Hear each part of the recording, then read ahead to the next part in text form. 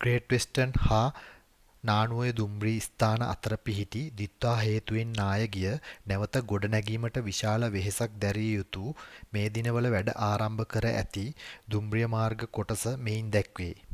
මෙම කොටස සහ කොටගල නායගිය දුම්රිය මාර්ග කොටස සාදානිම කළ පසු බදුල්ල දුම්රිය ස්ථානයේ සිට නාවලපිටිය දුම්රිය ස්ථානය දක්වාම දුම්රිය ධාවනය කළ හැකිය.